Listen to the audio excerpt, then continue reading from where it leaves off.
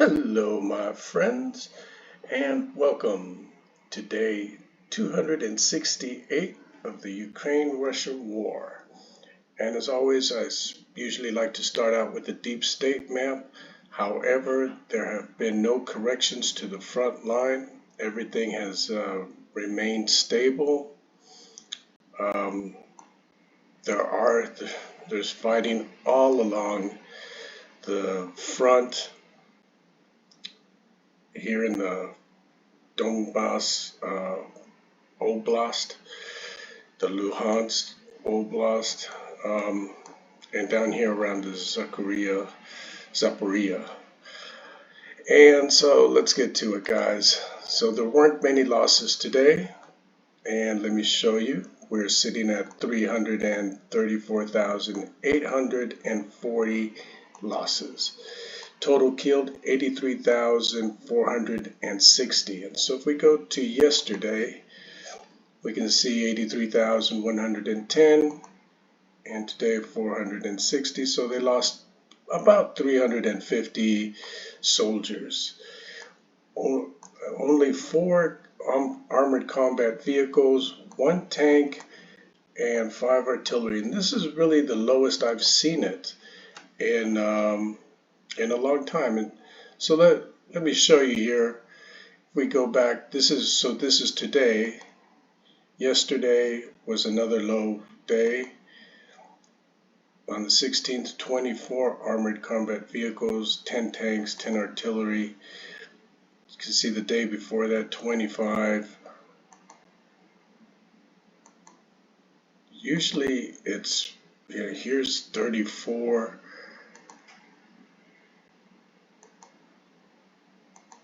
And as a matter of fact, if we go back to the first, we can see the losses were at 290,880. Okay, so in 18 days, they've lost about 44,000 troops. So wanted to show you that, guys. And okay, let's get to the news now. First, we'll start off at the Kyiv Independent. So Prime Minister Shmyhal, Russia strikes disabled nearly half of Ukraine's energy system. And almost half of Ukraine's energy system is out of order due to Russia's massive strikes, Prime Minister Denis Shmyhal said on November 18th. He noted that on November 15th alone, Moscow launched about 100 missiles, primarily targeting energy infrastructure across the country. And I wanted to kind of show you, this is what CNN is reporting. CNN states, and this was published 2 hours ago, power has been restored for nearly 100% of Ukrainians, energy officials said. Power has been restored nearly everywhere in Ukraine after more than 10 million customers were disconnected Thursday, according to Oleksandr Chachenko, the director of Energy Industry Research Center. He says maybe nearly 300 customers are still out of connection, but most of them are near the front lines. Chachenko told reporters Friday, while giving updates on restoration work after Thursday's missiles attack. So I'm not sure which one to believe here. I just want to point out the differences here, because it's hard to really report, when there's this kind of difference. And so what we can say also is that the Kremlin admits it attacks Ukraine's infrastructure to force Zelensky to negotiate.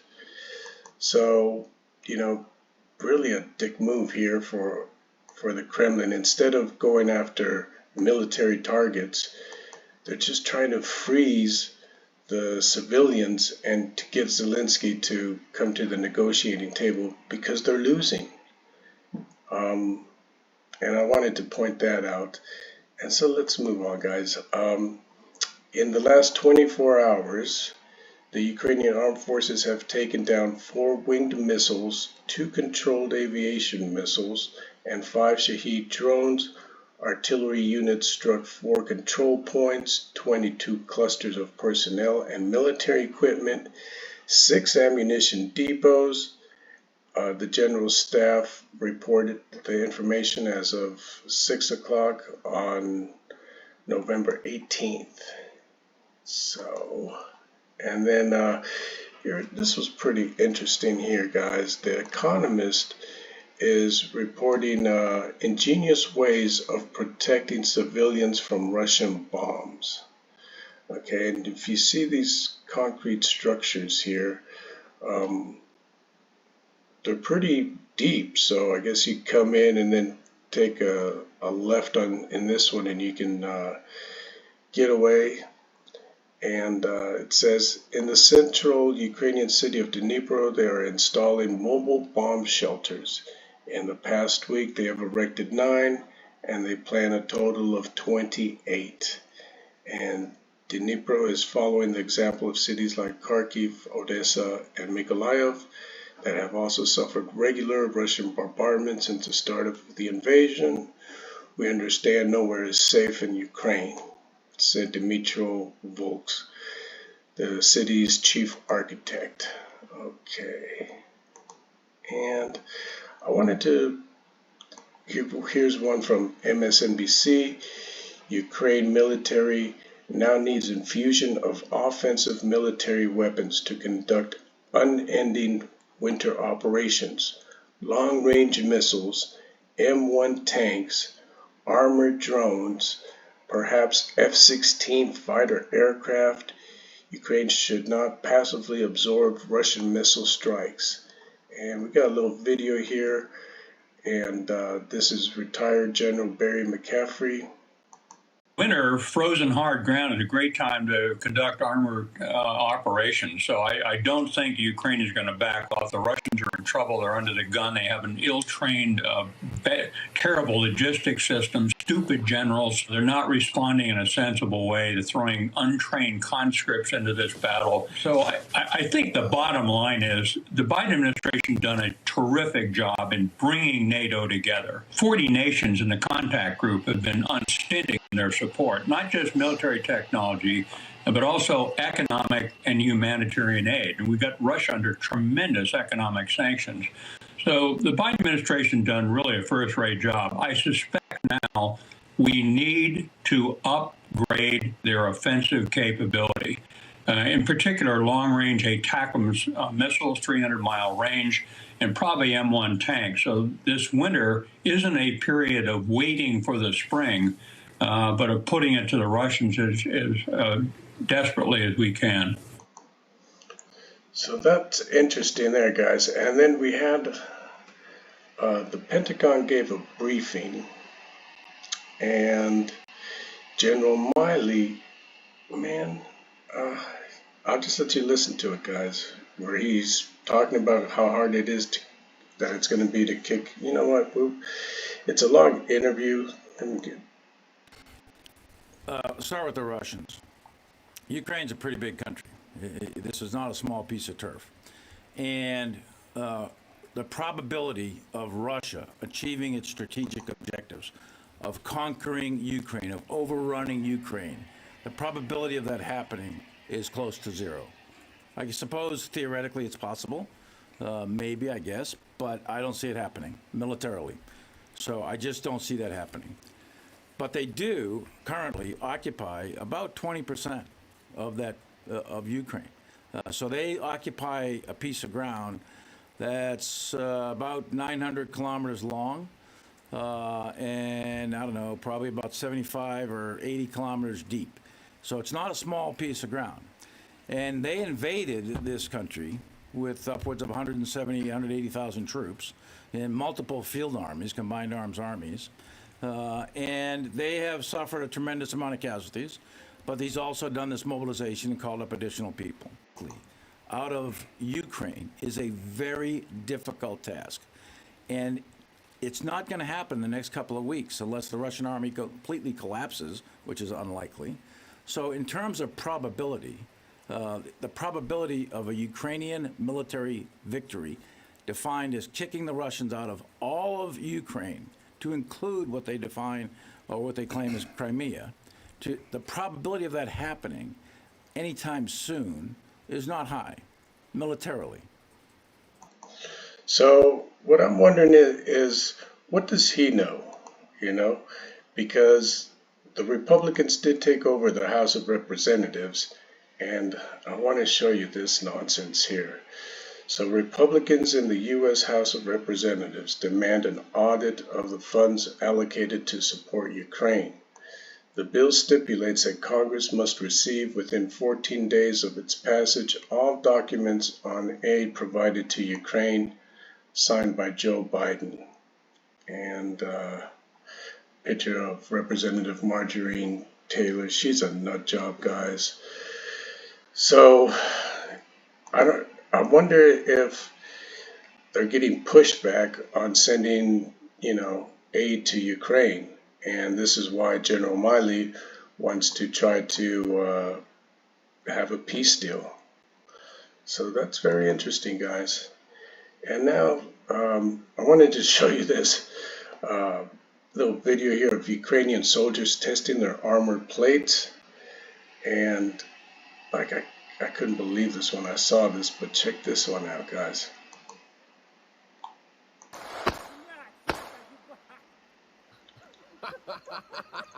I mean, he gives them 1, 2, 3, 4 shots.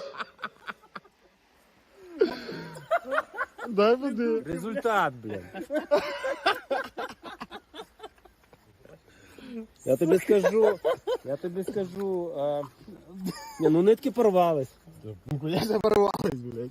Ну, слухай. Будеш дома шити? Ну, я чекав... I mean, that was incredible. I can't believe that they're doing that. When you compare it to the Russians, it's nonsense is what it really is. This was really impressive here. Check this out, guys. Impressive Ukraine drones during training testing exercises of these new drones. So this was awesome. I think there might be copyrighted music.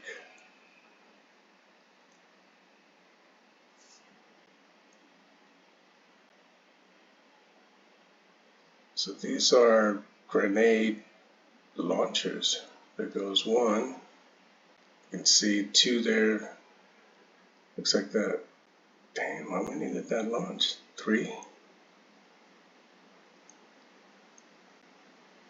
can see this one rotating.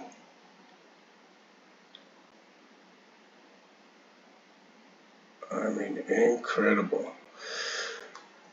The reason I wanted to show this is that the Russians are downgrading their equipment, and every day, like, the Ukrainians are upgrading their equipment.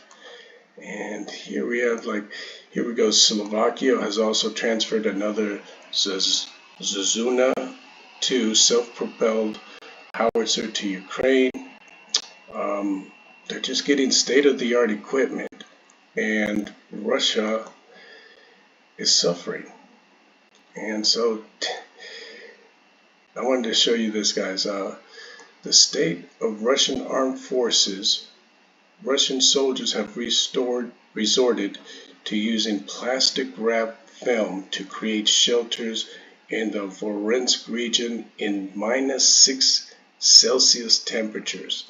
The first snow fell the other day. This will be a long winter for the Russian forces operating away from home in Ukraine territory. Check this out, guys. This is unbelievable. Let's see here. For this one, no audio.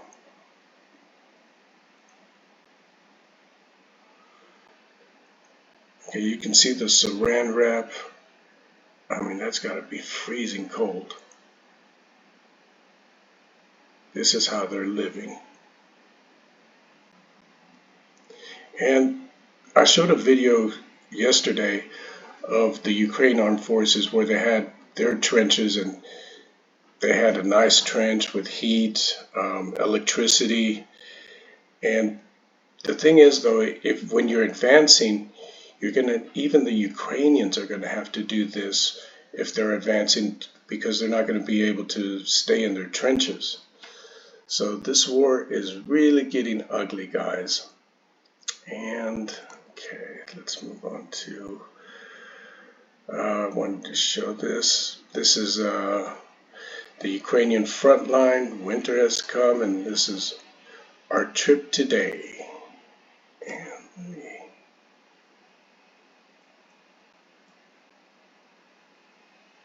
okay, my computer's a little slow today.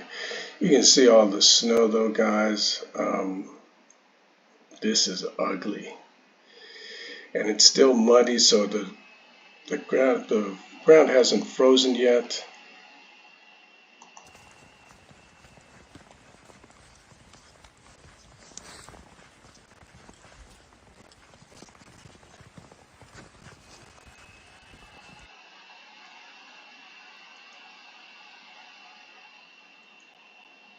And I just wanted to show you that, guys. And that's the end of that video. Okay. And okay, so this is a bit of good news. Ukraine Railways launches a train from Kyiv to Kherson. The first 200 passengers will go to the liberated city tonight. And looks like it's graffitied a little bit with the Ukrainian flag. So that's always nice to see, guys. They are making progress. It's just, it's tough. And here's another one, guys. This was reported by the Ministry of Defense of the United Kingdom. And they're saying that following the withdrawal of its forces from the west of Dnieper River, Russian forces continue to prioritize refitting, reorganizing, and the preparation of defenses across most sections in Ukraine. Units have constructed new trench systems near the border of Crimea, as well as near Severodonetsk River between Donetsk and Luhansk Oblast. Some of these locations are up to 60 kilometers behind the current front line, suggesting that Russian planners are making preparations in case of further major Ukrainian breakthroughs. And so they're expecting this, guys. Like they're gonna make a breakthrough. However, it's gonna take some time. Like what they did in Kherson, when they blew up the bridges and then bombed all the supply depots and ammunition depots, they're doing the same thing in the southern Kherson Oblast. And now Russia's building defense lines right like basically on the border of Crimea. So they know what's coming, and it's just a matter of time. Another thing is that they're repositioning their soldiers to Melitopol, and one of the reasons everybody's talking about this, and they know all this, guys, is that they're trying to cut this land bridge. And I did want to show this, guys. So let's take from this point to this point, Mariupol. We got 73 kilometers, okay? And let's see, we take from this point to this point, we got 91 kilometers, okay? So I'm not sure which point they'd be more interested in, guys, to cut from here or from here. It seems 20 kilometers less, but everybody's talking about how they're going to try to break this and make this Kherson Oblast another island, and then try to take Crimea as well. That's all I've got for today, guys. So I am a brand new channel, And I hope you like my content, guys. Please give me a like. Really helps my channel. And subscribe to the channel. I do these daily updates. I try to find the news from around the world and point out inconsistencies or differences and try to bring you guys the facts. So having said that, guys, thank you very much. Have a beautiful day and peace out.